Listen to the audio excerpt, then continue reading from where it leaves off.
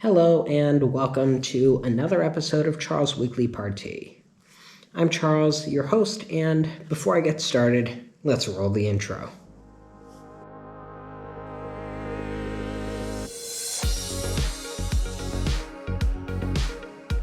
Alright, so I think I'm going to make a slight adjustment to how my weekly party is dealt with every week. So previously it's always been, I talk about architecture, talk about technology, but I've noticed I always seem to add in some opening thoughts before I actually get to talking about the architecture. So that's leading me to my slight adjustment, which is I'm now making opening thoughts a sort of dedicated section. So similar to how the architecture is listed or how technology pieces are listed, opening thoughts is its own section and will receive its own timestamp. Now, today on the opening thoughts, I'm flowing a little bit more freely today because it's been an interesting sort of day, and I woke up this morning and I've been pretty much busy since I woke up. And that's all without really getting a chance to do the full amount of research I like doing before one of these episodes. So it may be a little bit shorter, and I'm going to be flowing a little bit more freely with what I say and how I say it. So bear with me. It's an experiment, and if it happens to work out better, then that's amazing, and I might do it in the future. Although doing it like this is not my favorite way of handling it. Now, my other opening thought is that with Season 21, which you can call it what you will, but I started off with Season 21 because I started recording this in 2021. So that each episode titled the first two numbers represent the year in which it was recorded. Now, if I happen to be around when the year rolls over, I'll cross that bridge when I get to it. But that would assume I'm recording podcasts for the next 80 years, which I'd like to say I could, but I make no guarantees. Anyway, with Season 21, I took a look at the calendar, and there may be taking the current number of episodes into account, there are enough weeks in the year for me to be able to get 41 episodes on the basis of releasing one episode per week. Now, obviously, I'd like to take a couple of weeks off to around the holidays to spend quality time with family and friends, but I like the even number of 40. So right now my targeted goal is 40 episodes, and towards the end of the season I'm planning on creating something a little bit different. So I will reveal the sort of plans I have for that soon enough. But for now, I need to focus on the Sugar Hill development in New York City. So this development was designed by Ajay Associates, which I may or may not be pronouncing correctly, but we'll see. And it's an interesting little sort of development in the Harlem borough of New York City. what I like about it is that it's a different take on things. So traditionally, if you think of low-income housing, you're not really thinking of the best places in the world. You're probably, if I say low-income housing, you're probably not thinking about a decent place to spend a night. And when I say spend a night, I don't mean spend one night, but spend hundreds of nights. So that is where I'm going. Now, what really caught my attention about this particular building is that it combines various technologies and elements, some new, some old, and well, it's creating the modern sort of blend of what we love about today with what we love about yesterday, and also going after my philosophy of fitting in and standing out. Obviously, if you look at the area around this building, it makes it stand out. But at the same time, it's not exactly what I'd call an eyesore. And I need to be really clear for a second. I am not saying I don't like the exterior of the building. I'm simply saying that there are certain pieces of architecture that that really sort of stand out. And sometimes they stand out in a good way, and sometimes they don't. So take for example the Greyfriars bus station in England. That, which I learned about recently, is a different space in the sense of it was made with noble intentions, but people just didn't like the way it turned out. And I get that, but and that's where I'm going to say it stood out, but many people considered it to be an eyesore, which, although despite how unique it was, it led to its eventual demolition, because when you have the choice to renovate something or remove it, if renovating something that a lot of people already don't like is pretty expensive, there's no real reason that people are going to want it to stick around. So, anyway, it stands out. I can't say it's my favorite standout from some of the views, and it definitely has some angles that are more flattering than others, but it doesn't stand out in a really bad way.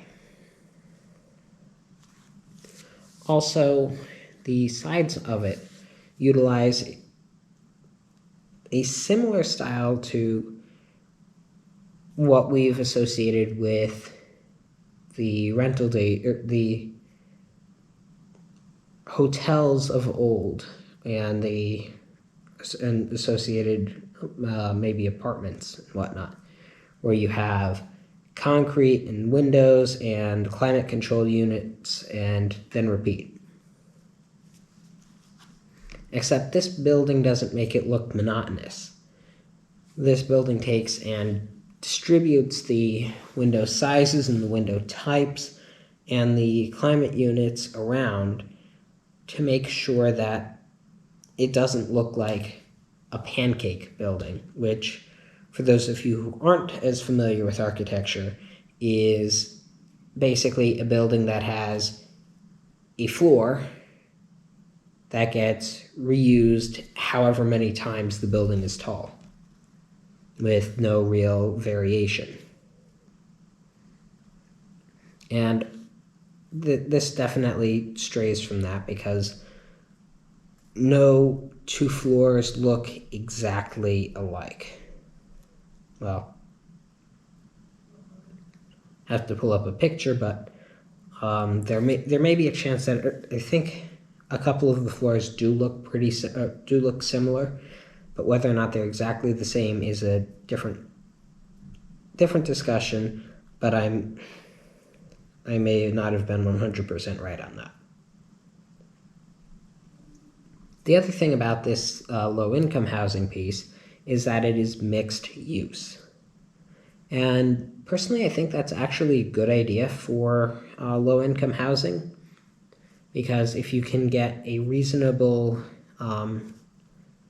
as a building owner, if you can get a reasonable income stream from all the reasonable combined income stream that's able to support the building, commercial is usually able to pay a little bit more in rent. So having low income and ultra low income housing can have those costs offset by having other spaces filled. And ideally, if the building is built well enough, the housing will be decent enough that the whole place doesn't break down. I've seen some areas of low-income housing that were just built so poorly that they lasted for however many years and then had a meeting with the wrecking ball. Needless to say, that particular housing complex has 0 tenants now. But back to the mixed-use part, because what they did was pretty interesting. They have a children's museum, a child care area, and they have offices for BCH, and I can't remember what the acronym stands for, which is sort of painful, but it's just been that sort of a day for me. Now, taking into account all of the different things that this building supports under one roof, I think it's important to note out how beautiful of a space this is for how inexpensive it is designed to be for many of the tenants inside, and how beautiful it is, because with the cantilever on one side, because it's sort of a shifted building, what they're able to do is have a cantilever on one side and a terrace on the other. And what that really does is creates an extra space outside, and I think it makes it a little bit more fun. Not unlike some of the other buildings in New York City, where to prevent people from realizing how badly buildings swing, there are no balconies. Because otherwise people would look straight down and realize that the building they're in is swaying and then not be so thrilled. But future discussion for a future episode.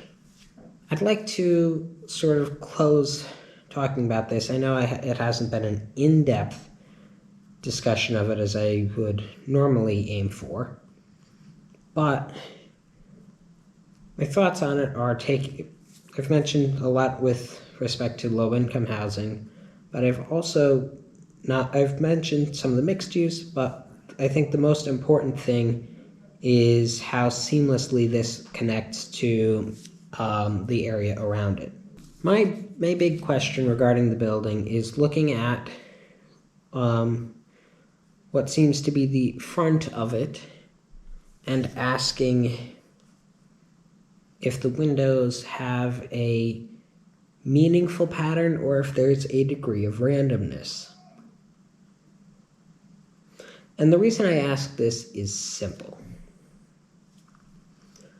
In one of my architecture classes, I had been told when I tried to create a seemingly random pattern that the pattern shouldn't be random but have meaning. And pattern being in the sense that there wasn't a pattern.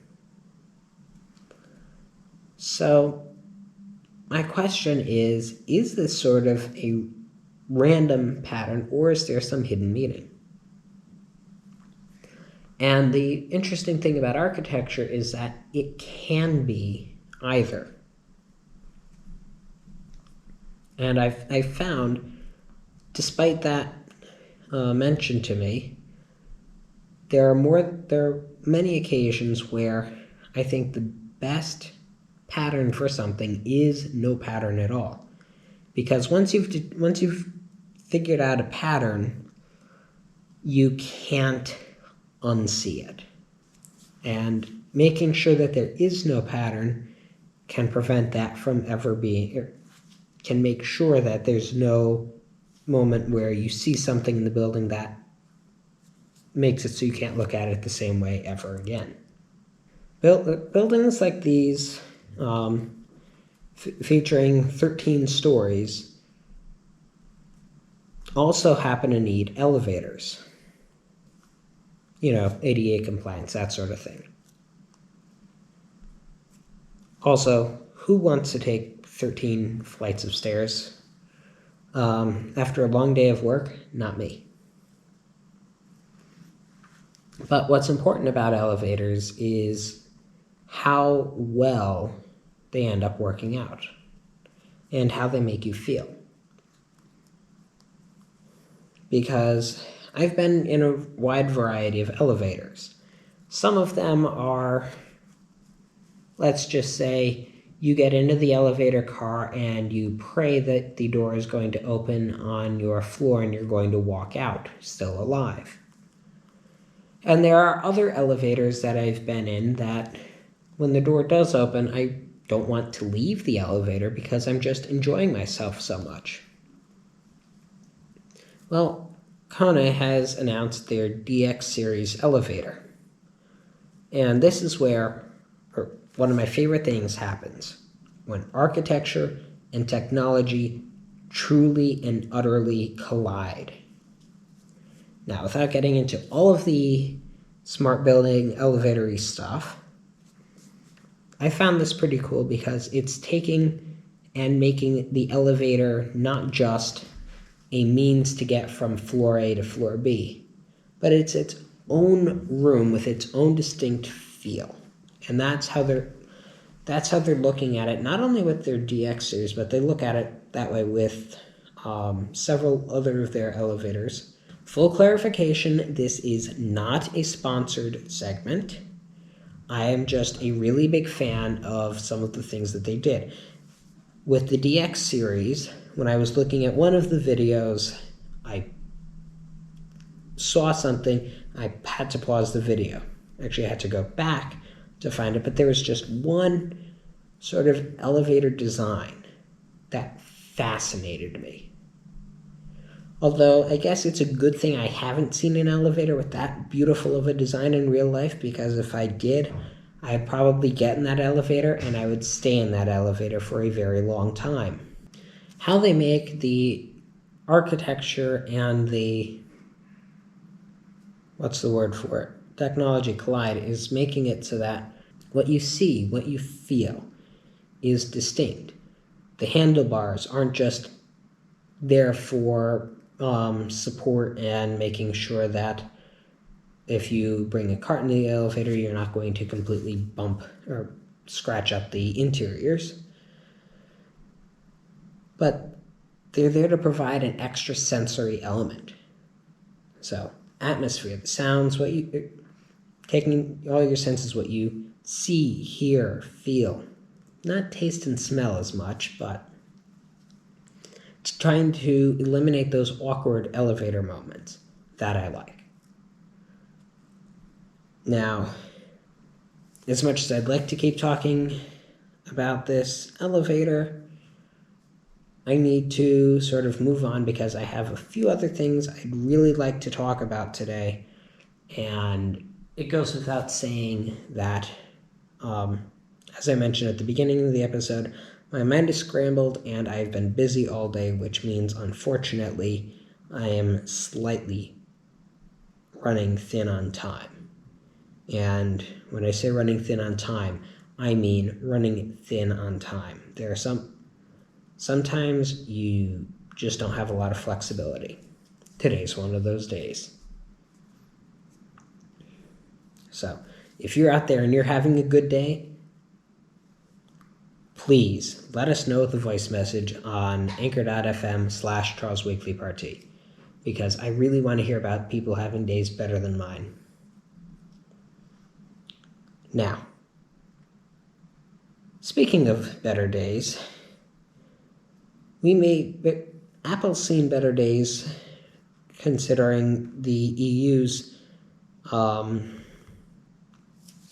let's just say the EU is planning a bill that would require a standardized charging port to minimize the extra cables that are created and wasted. So, if passed, this bill would require phones to utilize USB-C charging, but it also leaves a loophole for phones without wired charging, which means if you're going to use wireless charging, you don't need to have a standardized port. And this could lead to a portless iPhone. Now, the big question that this leaves me with is, yeah, you might be staring at a portless iPhone, but is that really a good thing? Evidently, the Apple Watch wireless charging pad is able to convey data. But my problem with the wireless charging is that it isn't as quick and efficient as wired charging. And if we're talking about trying to be efficient and not waste power, the greenest thing to do is to have a wired charging port. I get the advantages of a portless iPhone, but I don't think the cons outweigh the pros. Or I don't think the pros outweigh the cons. There we go. So, my question is really, why does Apple not use USB-C? So, I guess my question at the end of the day is, why not use USB-C on iPhones? And personally, I can't say I know what they're going to do, but what I think, having watched a whole lot of Apple's events, what I see might happen is I've seen USB-C trickling its way down the food chain. And it's gone from, First, it appeared on the Macs. Then iPad Pro featured it. When iPad Air got a redesign, it got the USB-C port. And Apple bragged about it. Look, it has a USB-C port now. And then iPad Mini just got it. So now, 3 out of 4 of the iPads feature it. All of the Macs feature it. As a matter of fact, it's the only port that's on, it's the only interface port besides a headphone/microphone jack that's on these computers. So the billion-dollar question for me is that I want to know is, why don't they switch to USB-C? And Apple's arguments, which they have 2 of, are pretty clear and straightforward. The first is they've said it stifles innovation. My issue with that is yes and no. Here's the thing.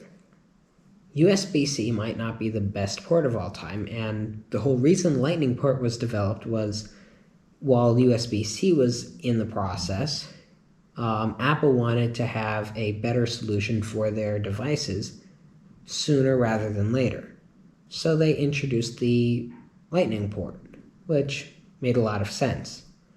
But now that USB-C is coming around, I think that the Lightning port is almost becoming out of date. Because now there are realistically 3 primary chargers. If someone says iPhone charger, they're talking about a lightning port. Old iPhone charger, they're talking about a 30-pin, which means that they have a very old iPhone. And the second major one being USB-C, as mentioned, because half of everything uses USB-C. The computer in front of me has a USB-C port on it, which is absolutely amazing. And last one is micro B. So the USB micro B is pretty important, or was a pretty common port, and it still exists on a lot of things. So because of how commonplace it is, I think the world's going to be stuck with those 3 chargers for a while longer. Now, hopes and dreams are that eventually everything does sort of shift over to one sort of common port, because yes, Apple might be saying USB-C stifles innovation, but if you think about it, most of the industry is using USB-C, especially on phones. So if a hotel were to put in a docking station for you to put in your phone and charge it without having to unpack your charger, the easiest port to prepare for right now is USB-C, because the majority of phones have it, which means Apple users are going to be left out unless it has a wireless charging feature. We'll have to see how that goes. And the other piece that Apple mentioned was that switching to USB-C would basically render a whole bunch of iPhone accessories useless, because Lightning port has been in use since iPhone 5, if my memory serves properly. And that's almost 10 generations of iPhones. So what I think would happen if Apple switched the next iPhone using USB-C, Lightning accessories would slowly trickle their way out.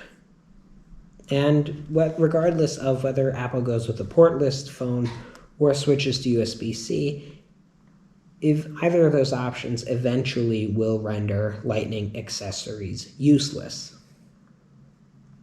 It all just depends on how stubborn they decide to be. Now, what ends up happening is the people, I can guarantee, I know people who are using iPhone 7s right now, as we speak, that are in great condition. And you know what?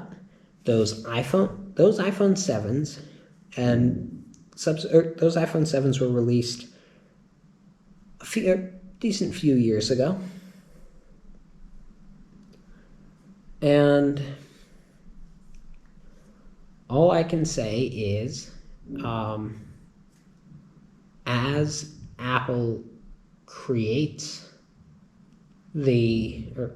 as generations get older, no matter what they switch to, assuming they switch, there will be, I think,